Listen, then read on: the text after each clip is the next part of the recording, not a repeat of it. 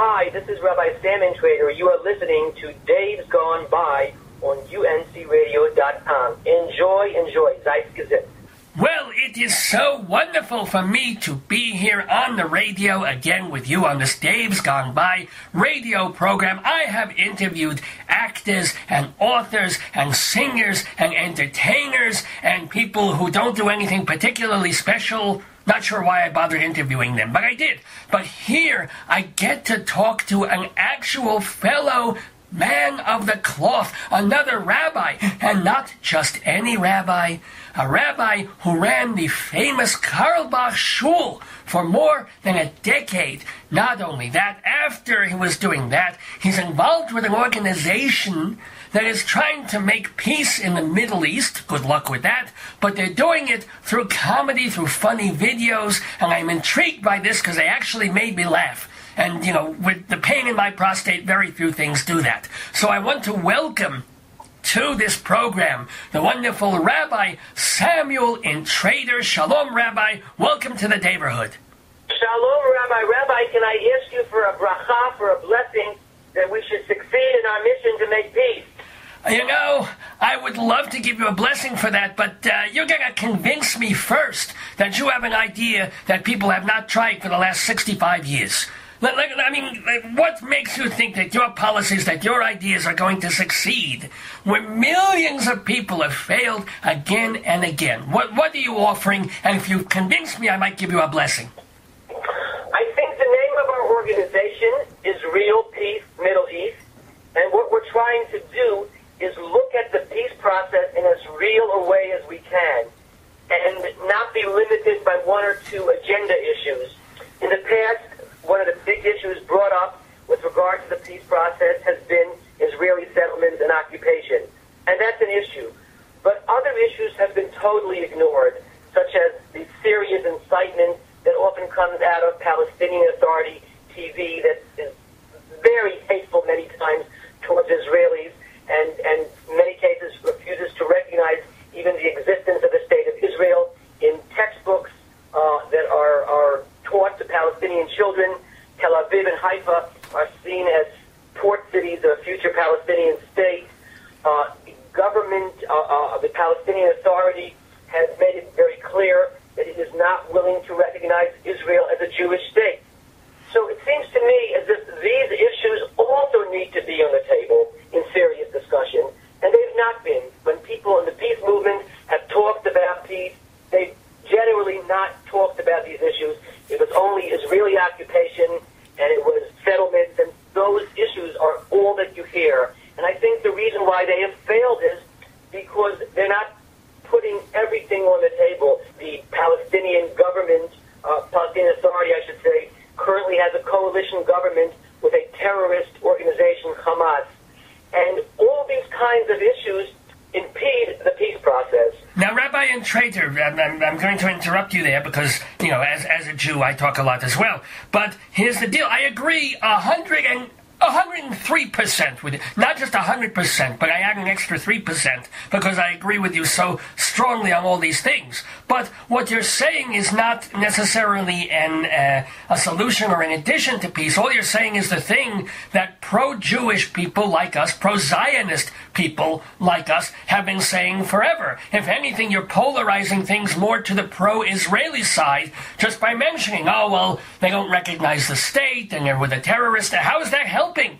I think the way it's helping is that the old approach hasn't worked, and we need to ask ourselves, why hasn't it worked? It hasn't worked because the Palestinians get more emboldened when these issues are ignored. When the President of the United States says Israeli settlements is the primary reason why the peace process can't come forward, then the President of the Palestinian Authority says, I have nothing more to do. It's all up to Israel right now. They get more emboldened. And as a result of that, of course, Israel feels more insecure. So the irony is, under the Obama administration peace process, the polarization is greater and the possibilities for peace are far less than they've ever been before. They have diminished the chances of there being peace instead of increased them. In 4 years, have there been peace negotiations? Perhaps if the President of the United States were to put his hand down strong and say, yes, I support the creation of a Palestinian state, which I do too, by the way, and I have for 30 years. But on the other hand, I have to talk straight to you. These issues also need to be discussed as loudly as the occupation. If you really want a two-state solution, we have to discuss both issues. And I think there's been this fear in many in the peace movement to be candid and speak about this. The only people that bring these issues up are people that you might call to the far right in the Jewish community or in the Christian Zionist community, and many of them believe in greater Israel. And I think the uniqueness of our approach is that we support a two-state solution very strongly, but we also feel that if these issues are not given justice and are not dealt with in a fair and open way, and even just beginning a discussion of them, there will be no peace, because these issues impede the peace process. How can you make peace with somebody who refuses to recognize you? I mean, for all intents and purposes, when the Palestinians say they recognize Israel, they do not recognize Israel as a Jewish state. I may add a touch of humor. Someone once said their two-state solution is one for Abbas and one for Hamas. That is funny. Thank you for adding the humor there. That's leave me most of the other jokes, but that was cute. But it is true that if you actually look on the internet and look for maps of the Middle East that are put out by Arab countries or Arab organizations, Israel is literally not even visible on the maps. It just says Palestine, or it doesn't say anything at all. And they literally do not recognize that Israel exists. But let me add the but here, because I have a rather big but, as I see when I look in the mirror. The question is, Ronald Reagan, you should pardon the expression, George Bush, these were far-rightish people who were very pro-Israel, and who, when dealing with, you should also pardon the expression, Yasser Arafat, were saying you have to recognize Israel. That didn't work back then either, and they were really Christian Zionist, pro-right, etc., and so forth. I don't know why you think these issues have not been brought up and have not been dealt with in political circles with the far right. I think my critique here is, and even of President Bush, I think for 8 years when he saw that the Palestinians don't want to move on that, he dropped it and just didn't pursue it any further. His intentions were good. He felt there's no chance. I think in light of the Arab Spring, for instance, we have seen that the Arab League is willing to play a responsible role at times and is willing to talk straight, and they did, in many cases, bring down dictators, and I'm not going to get into the politics of that, pro or con, but they disagreed with their fellow brothers, fellow cousins, who they always supported.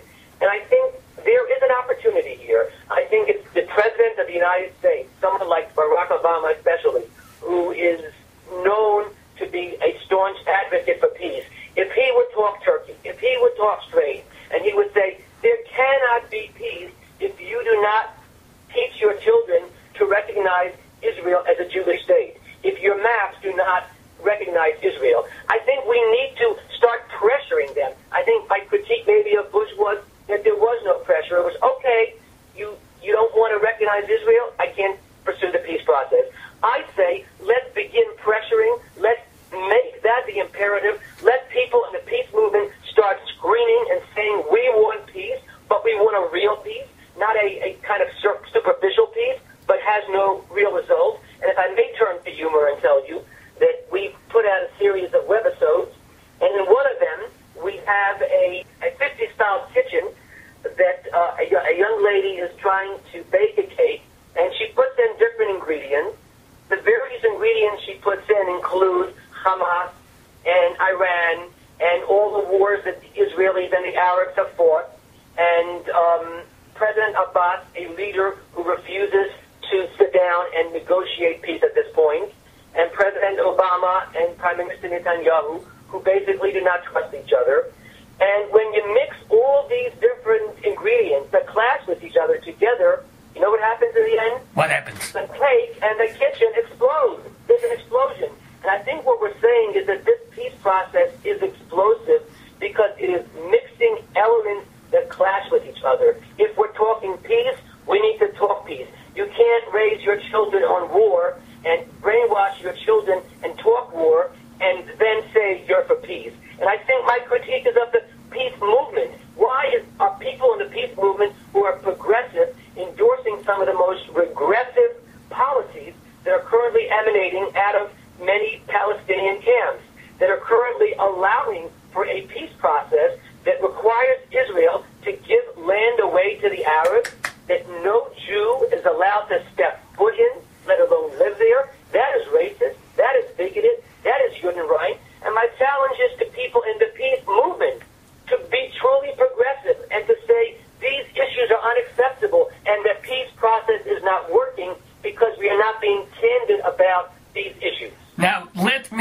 Rabbi Samuel Intrator, who is fired with passion. He's amusing. He's not that funny, but he's a little funny, but very impassioned and interesting to listen to about the whole situation in the Middle East. But it was where we may also part company a little bit, because we're both very, very gung-ho about a safe and sovereign state of Israel and all of that. But you are, as you said, for the past 30 years, very for a two-state solution.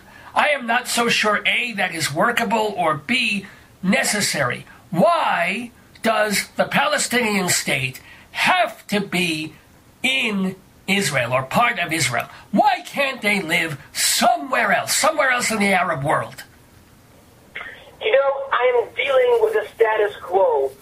While I support a two-state solution, I've heard very convincing arguments that question whether the Palestinians really are a people, but I don't want to go there. We're dealing with the political reality on the ground. The political reality is that there are Palestinian people who claim that they have rights to this land. They're not going away. There are clearly many Jewish people who claim and have strong history backing them up that they have rights to this land. They're not going away, God willing.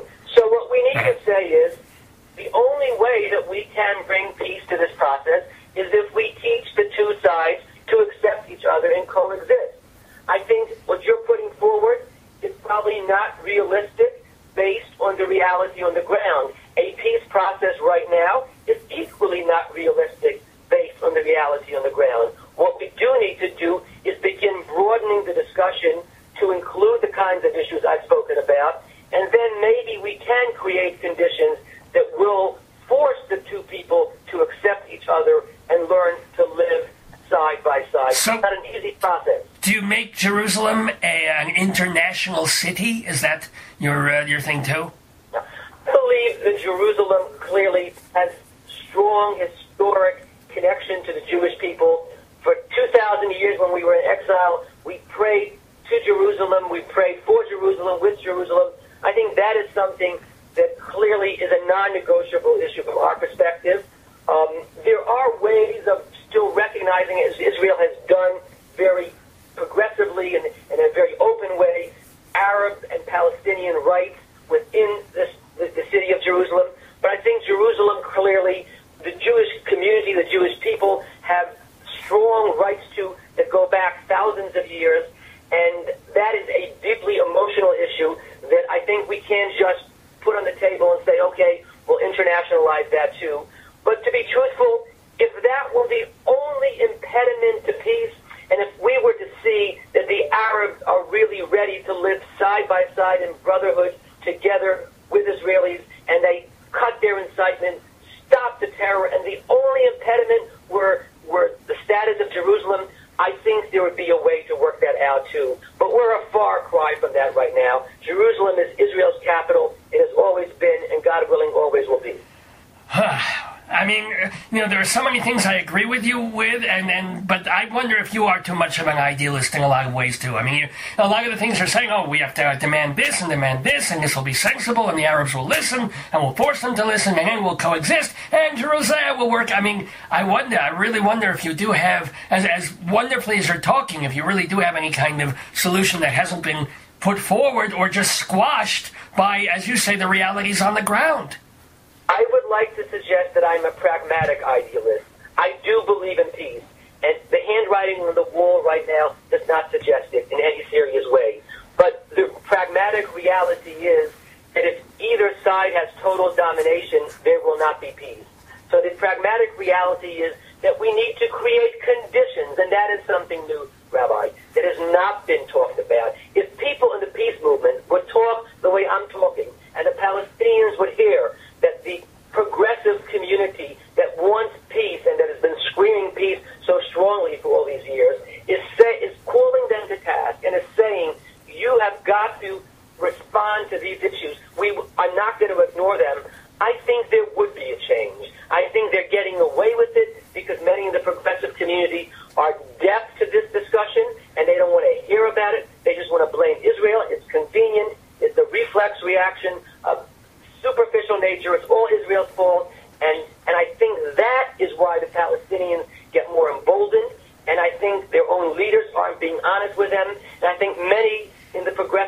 community around the world are not being true to their values and honest as well.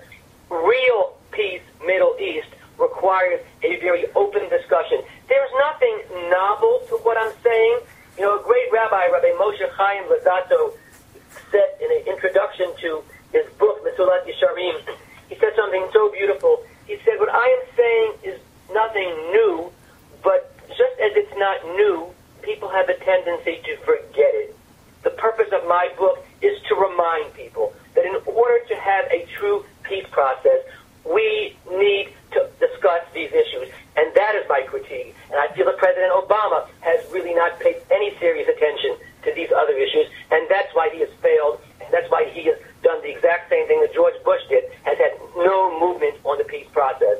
America has strong financial hold, obviously. It funds the Palestinian Authority in a big way. I think if we begin a serious, earnest discussion and try to force a peace process, something President Bush did not do, I think there are possibilities to begin changing the atmosphere. And yes, it's idealism, but it's pragmatism. I'm telling you what needs to happen. We need to change the discussion.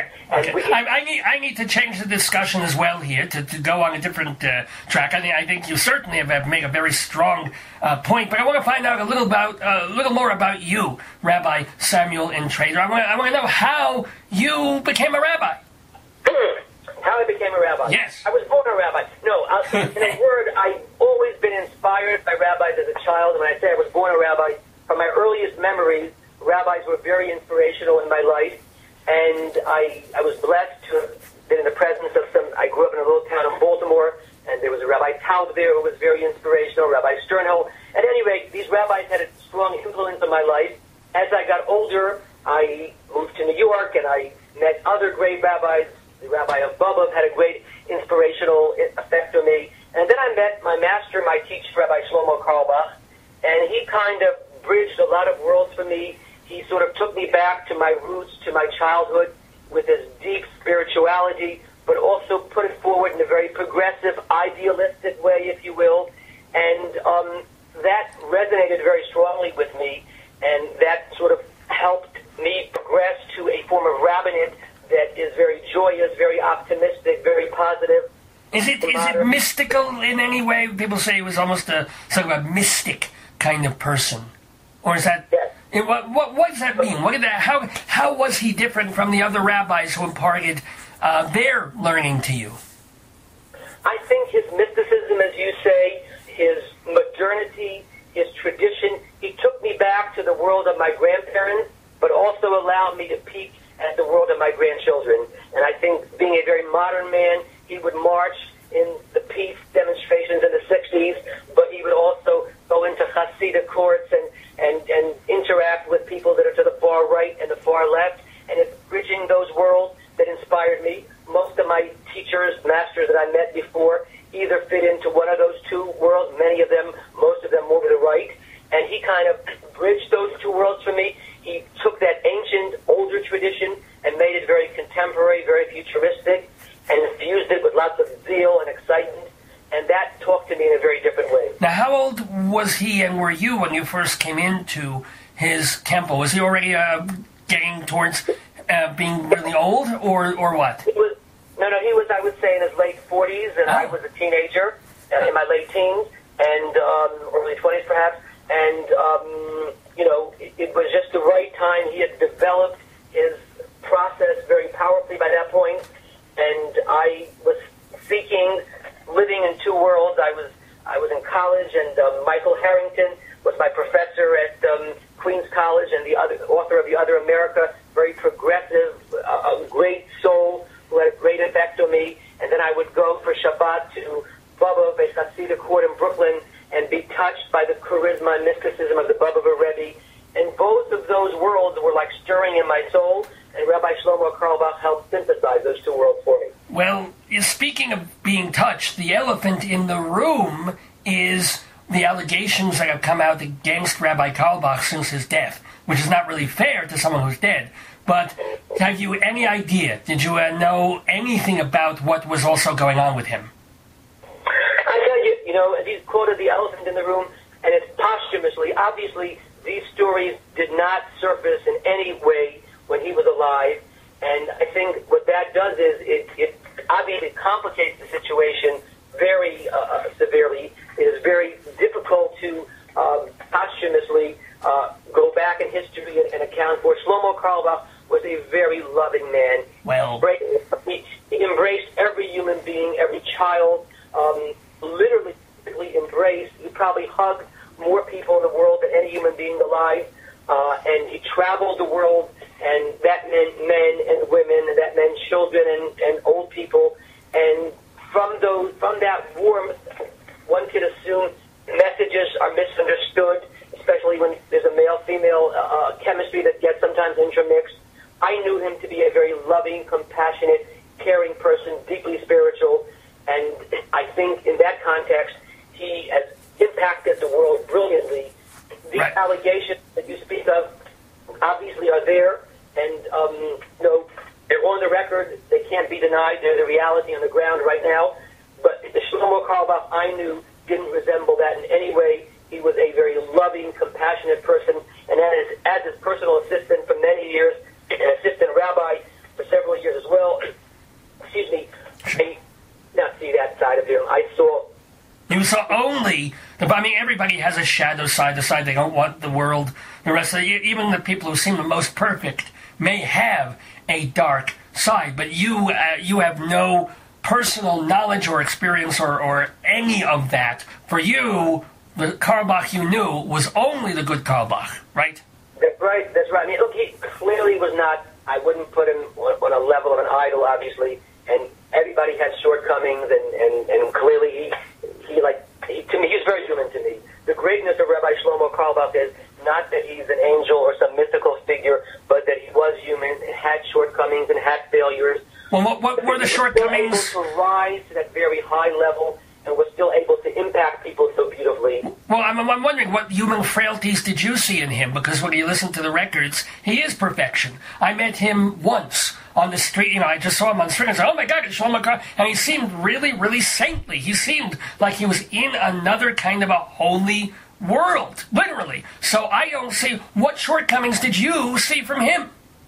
Yeah, I mean, look, like every human being have different issues. I mean, clearly timeliness was not a strong point of his, and he would many times keep people waiting for hours, and that got people angry, and usually that was because he was tending to somebody else and wasn't able to come timely, and he was known to be tardy and late for everything. If I may make a shot at humor, somebody said he did everything late but leaving this world, that he did way too early.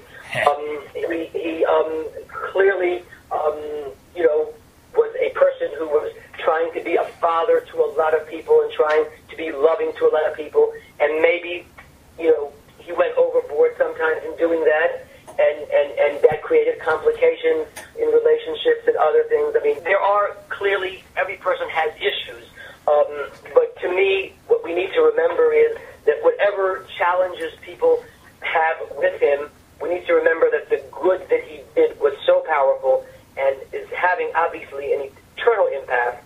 There are right now thousands of people, tens of thousands, from all Jewish walks of life, far right to the far left, hundreds of thousands, I'll say. Every denomination is into his music, getting more and more into his teachings, into his stories, into his message of love.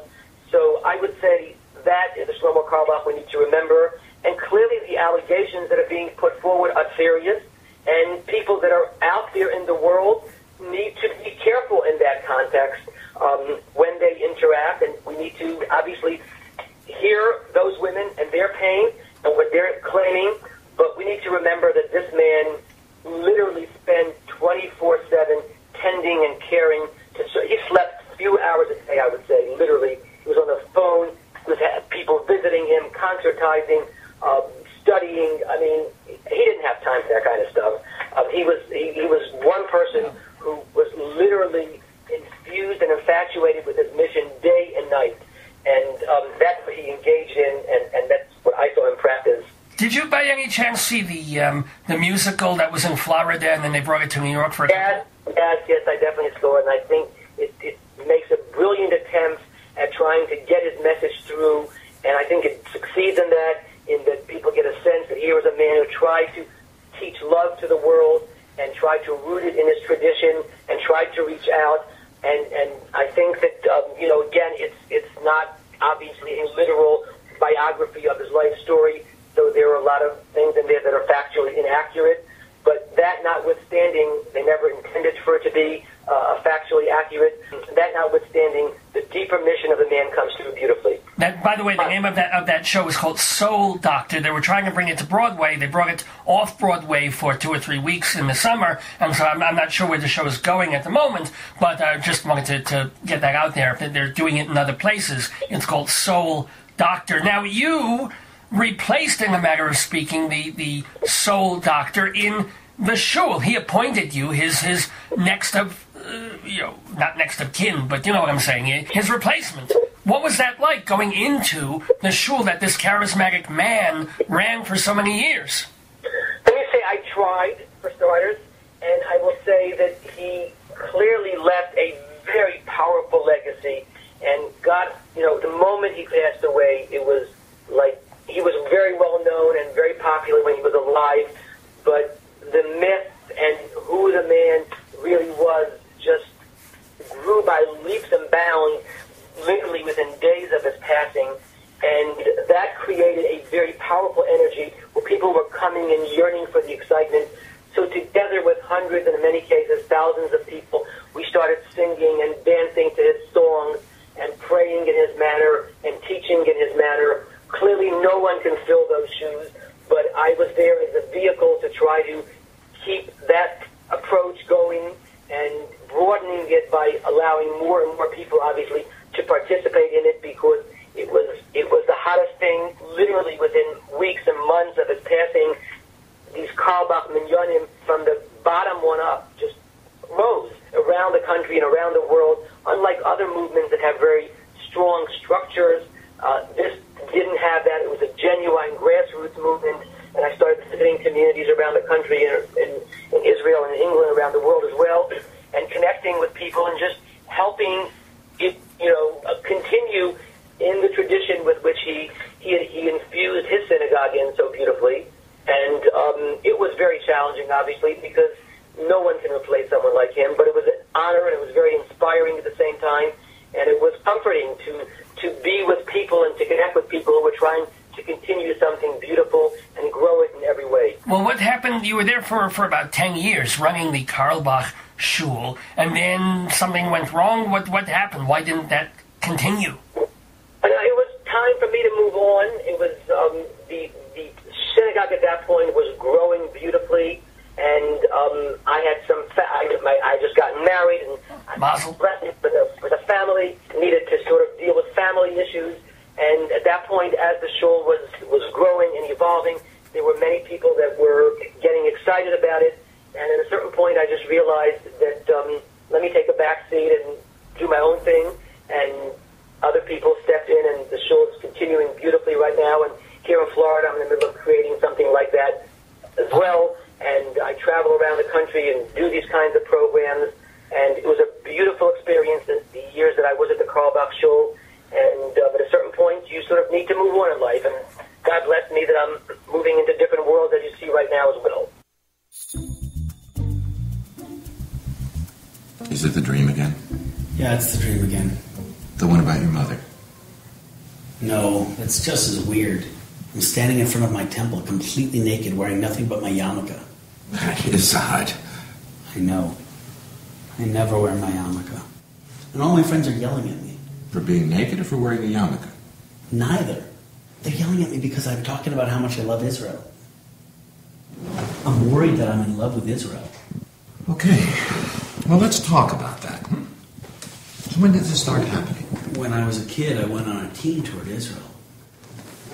And I came home with all these amazing feelings. But I think that was because I made out with Sherry Needleman on the bus ride to Masada.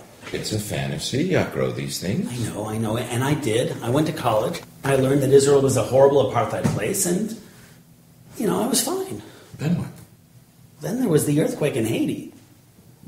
I think It's a bit far-fetched to believe that Israel caused the earthquake. No. Israel leads the world in humanitarian relief. Yeah, but that's just to distract the world from the occupation of Gaza. That's what I thought at first, but Israel's not in Gaza anymore. Well, that's right, but there's a blockade, and blockades are illegal. None of the people you're blockading are trying to kill you. Did you ever think that maybe your friends are right? Maybe the settlements are the problem. But the settlements only take up 2% of the West Bank. That's just statistics. 90% of the people who use statistics are wrong. Doesn't make sense. What doesn't? None of it. We're liberals. We believe in things like gay rights and equality and voting for all citizens. Exactly. Israel does all that. But we spend our time boycotting and petitioning. Why? Wait a minute, what is there something you're not telling me? Jason, what did you do? What did you do, Jason? I booked a trip to Israel. And I'm taking my mother. I'm gonna have to cancel my next appointment. Lie down. Lie back down, Jason.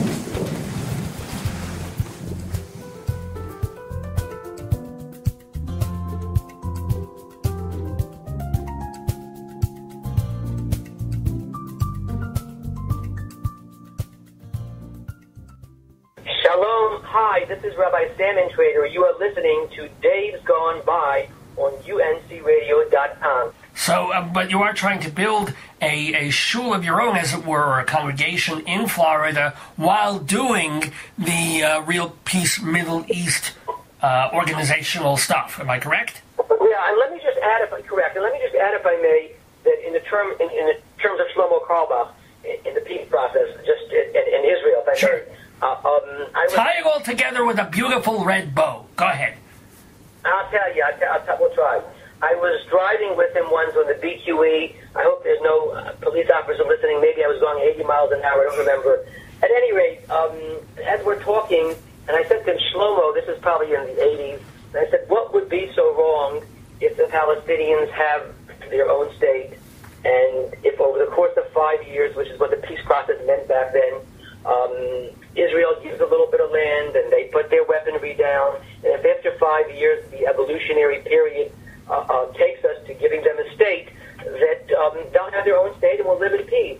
I'll never forget this. He put his finger on the button to the passenger side of the door, and he said to me, Sammy, I don't know if I'm allowed to be in the same car with you. You just don't get it. And, to be truthful, I was very naive, and I guess I still am very idealistic, as you say. And this is the same Shlomo Carlebach who, if he would go to Israeli prisons, would not start singing until our prisoners would join the circle. Once there was one of the Munich terrorists in a prison cell where he was about to begin singing. He refused to begin singing until that terrorist joined the circle. I believe the story is, I wasn't there. They sat there for about 2 hours. Eventually, the terrorist saw that this man was for real, and she joined the circle. And as Shlomo told the story, he was teaching Rav Nachman of Breslov. She was translated into Arabic to the Arab prisoners, and they were singing and dancing together, and it was one of those idealistic, beautiful, holy moments.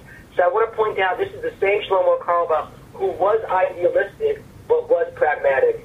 And I think that is what I'm trying to sort of synthesize here, too, and saying we have to look at this in a pragmatic way, not lose our idealism, continue dreaming about peace, not giving up on that, and yet speaking in a very practical way and saying, we tried giving land away, and it didn't work. Whenever Israel gave land away, they were met with terror, they were met with suicide bombers. It hasn't worked. The other side needs to change its behavior in order for Israel to be able to give them the land that they want in order to form the kind of state they need to. And we need to start saying that. Well, Rabbi Samuel Intrator, you have said it quite succinctly and beautifully, and as I said, I agree. I'll push it even to 104% for your sake. I was agreeing 103% before, but I'm adding a percentage. 104% with Rabbi Samuel Intrator. And by the way, if you go to the website rpme.org,